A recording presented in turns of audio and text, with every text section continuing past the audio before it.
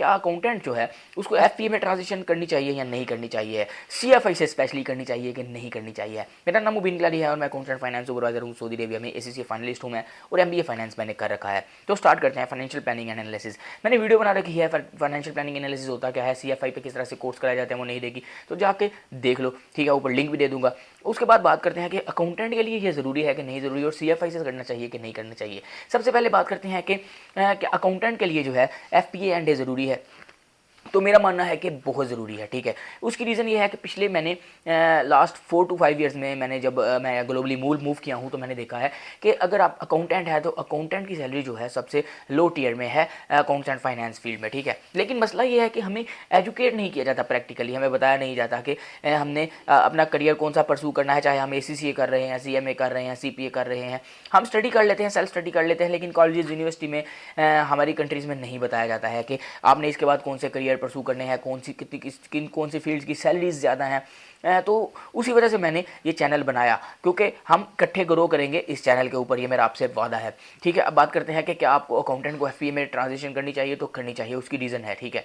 अब आपकी मान लीजिए आप एक अकाउंटेंट है और आपकी स्टार्टिंग सैलरी लगती है 5000 सऊदी रियाल, आपने एसीसी कर रखा है, आप एक अकाउंटेंट हैं, आपकी सैलरी लगेगी स्टार्टिंग पे 5000 सऊदी रियाल, लेट्स सपोज, ठीक है। अब आप एक मिड लेवल कंपनी में लगे हैं जिनकी इंप्लॉइज होते हैं 5 to 1000, 5 to 2000 इस तरह, ठीक है। आपने अकाउंटेंट की जॉब ज्वाइन कर ली, 5000 सऊदी रियाल। अब आपको 5 साल गुजर गए हैं, आप सेम कंपनी पे हैं और आपकी सैलरी है अभी 8000 सऊदी रियाल या 10000 सऊदी रियाल आफ्टर 5 ईयर्स, ये बता रहा हूँ, ठीक है। आपको मैं रियलिटी बता रहा हूँ, मैं आपको वो चीज़ें बताऊँगा जो मैं फेस कर चुका हूँ, जो मैंने देखी हैं मार्केट में, जो मैं रियलिटी है।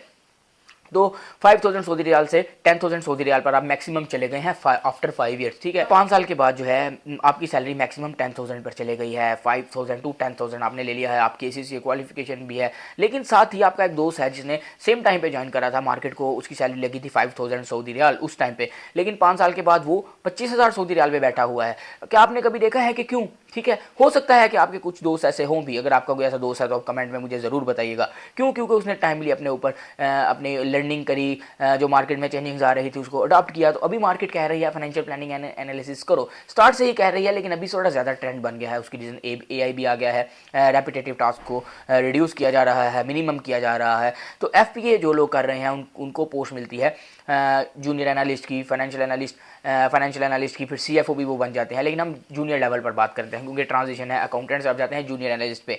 आपकी सैलरी थी 10000 फॉर एग्जांपल, 5 ईयर्स के बाद आप पहुंच गए थे 10000 सऊदी रियाल पर, आप एफपीए करते हैं, आपको जूनियर एनालिस्ट की पोस्ट मिल जाती है। जब आप पोजीशन बढ़ जाते हैं जूनियर एनालिस्ट की तो आपकी starting salary 12 to 15000 Saudi riyal लगती है, ठीक है। दूसरा रीज़न करने का अकाउंटेंट को क्यों मूव करना चाहिए, सबसे पहला रीज़न सैलरीज, ठीक है। उसी के लिए हम काम करते हैं, उसी के लिए हम अपनी कंट्री छोड़ते हैं, अपना घर छोड़ते हैं, अपने घर वालों को छोड़ते हैं। तो सबसे पहला पॉइंट हो गया सैलरी का, 15000 सऊदी रियाल, सीधा आपका 5000 सऊदी रियाल का जंप लगने वाला है। तो आप अपनी कंट्री से कन्वर्जन करके देख लेना कि कितना आता है 5000 सऊदी रियाल। आप एक बंदे की सैलरी है, जब आपने स्टार्ट करा था आपकी 5000 सऊदी रियाल लगी थी, अभी आप स्विच कर रहे हो, करियर ट्रांजिशन कर रहे हो अपने करियर की, तो आपका 5000 सऊदी रियाल लगने वाला है सैलरी। दूसरे नंबर पर पॉइंट आपको मैं बताऊंगा, ठीक है। अब आपने financial planning and analysis join कर लिया, अब सीएफआई के ऊपर जो है, सीएफआई के ऊपर टोटल 7 कोर्सेज ऑफर किए जाते हैं, लेकिन अभी मैं सिर्फ 2 कोर्सेज के ऊपर रहूँगा क्योंकि मैं फाइनेंशियल प्लानिंग एनालिसिस के अंदर ही रहने वाला हूँ फिलहाल।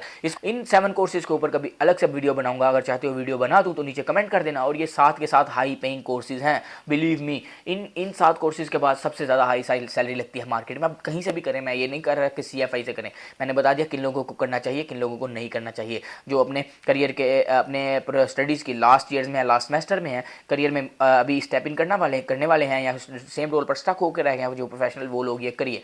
या जिन लोगों के पास जॉब है, अकाउंटेंट की भी जॉब है, तो वो लोग करिए। ट्रांजिशन करना चाह रहे हैं तो वो लोग करिए।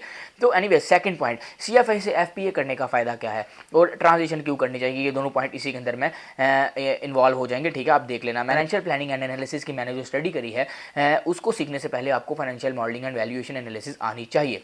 और ये टॉप 2 कोर्सेज है, मैंने इसकी भी वीडियो बनाई थी, ऊपर लिंक दे दूंगा, जाकर देख सकते हैं आप कि ये टॉप 2 कोर्सेज क्यों हैं।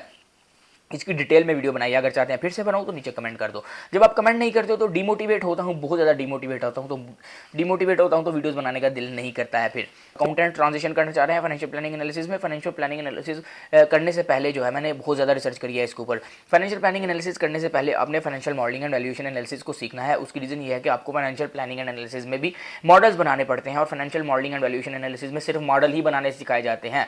मान लीजिए financial planning and valuation analysis अगर आपको 3 महीने लगते हैं करने में, तो financial modelling and valuation analysis करने में आपको सिर्फ 1 मंथ लगेगा, क्योंकि इसमें कोर्सेज शॉर्ट है और टोटली प्रैक्टिकल है।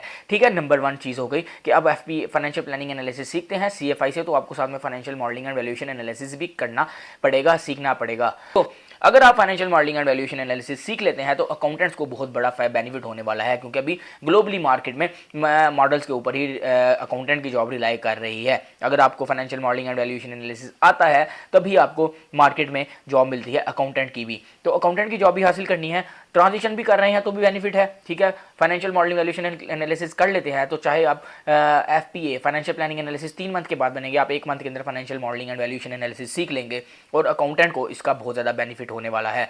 ठीक है, अकाउंटेंट भी है तो फाइनेंशियल रिपोर्टिंग जो है मैनेजमेंट लेवल तक जाती है। आप फाइनेंशियल मॉडलिंग सीखने के बाद अपनी रोल पर प्रमोट हो सकते हैं, सेम कंपनी में प्रमोट हो सकते हैं।